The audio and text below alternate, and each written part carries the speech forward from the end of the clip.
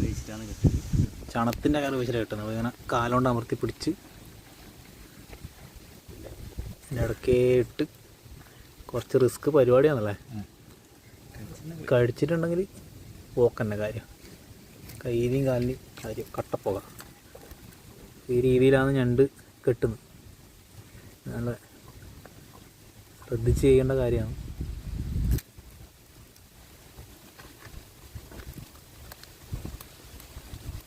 ഞാൻ ഈ വെള്ളം ചുറ്റുന്നു വെള്ളത്തിലുണ്ടായില്ല.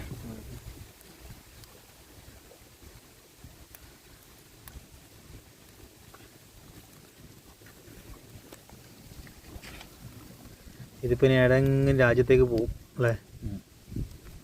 നമ്മളെ നാട്ടിൽ വളർന്ന ഞണ്ട് എക്സ്പോർട്ട് ചെയ്ത് കൂടുതൽ ഏത് രാജ്യത്തേക്കായിരിക്കും പോകുന്നത്? China, Japan, Philippines. China, Japan, ഫിലിപ്പീൻസിൽ പോകുന്നതാണ് അതിൻ്റെ മുതലാളി പറയുന്നത്, ഷിബി.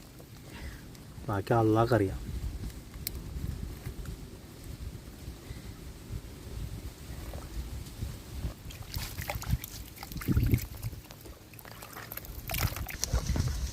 ഞണ്ടിനെ കുളിപ്പിക്കുന്ന പരിപാടി അടുത്ത്.